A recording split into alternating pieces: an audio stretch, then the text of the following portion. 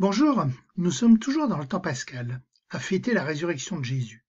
Ce dimanche sera le 4e dimanche de Pâques.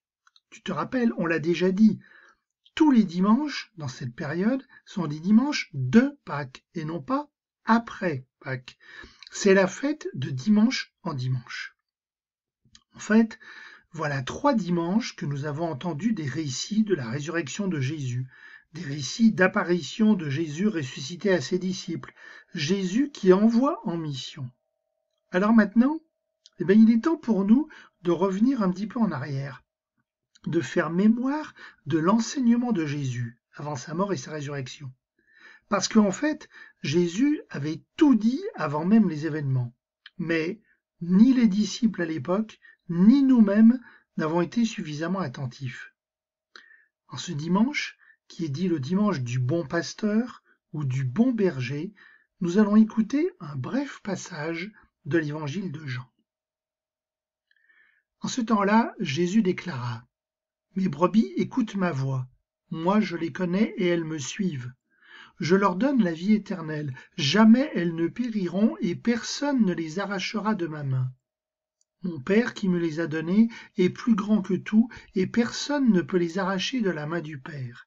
Le Père et moi, nous sommes un. » Tu as fait attention ? On l'entend souvent, mais finalement on n'est peut-être pas assez attentif. Jésus parle toujours de brebis et non de moutons, ce qui aurait été nettement plus logique, car dans la société de l'époque, il y avait beaucoup d'éleveurs de moutons dans le pays de Jésus. Alors quelle différence, vas-tu me dire ? Les moutons, les brebis, c'est pareil, c'est le mâle et la femelle. Oui, mais dans notre façon de dire les choses, dans notre façon de raconter des histoires, les deux ne se comportent pas tout à fait de la même manière. Le mouton, c'est celui qui suit, sans trop réfléchir. Il suffit de bêler le plus fort pour entraîner les autres. La brebis, au contraire, c'est celle qui ne veut pas faire comme tous les autres, celle qui part à l'aventure, qui s'écarte du troupeau. Alors du coup, si Jésus parle de brebis, c'est pour nous dire qu'il prend soin de personnes dans leur liberté. Aux yeux de Jésus, nous sommes bien tous des brebis. Et le lien entre Jésus et ses brebis, le lien entre Jésus et nous, c'est sa voix, sa parole. Jésus est là pour nous parler en permanence. Ce n'est pas un tyran qui impose. Là, on serait tous des moutons. C'est bien un berger qui prend soin. La voix de Jésus, c'est celle qui nous dit en permanence : « Je suis là. Ne crains rien. Va, pars à l'aventure. Je suis avec toi. » Et cette voix de Jésus nous guide sur un chemin sur lequel nous ne devons pas avoir peur de nous engager, parce qu'avec Jésus, nous ne craindrons rien.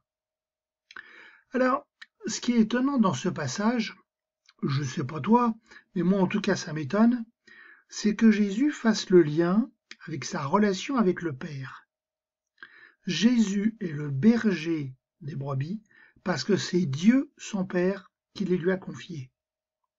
Et cela est possible parce que le Père et le Fils sont un. Ils sont dans l'unité. C'est une parole absolue que Jésus reprend de l'Ancien Testament. Pour tous les Juifs, la grande prière qu'ils disent tous les jours commence par « Écoute Israël, le Seigneur notre Dieu est un ». Nous sommes tous des brebis bercés dans l'amour infini du Père et du Fils. Dis donc, que de choses dites en si peu de lignes. Jésus. Les brebis connaissent leur berger. Moi aussi, je dois apprendre à te connaître. Les brebis se laissent conduire. Moi aussi, je dois avoir confiance en toi. Les brebis écoutent la voix du berger. Moi aussi, je dois écouter ta parole. Les brebis restent ensemble. Moi aussi, je dois apprendre à vivre avec les autres dans la paix et l'unité. Amen.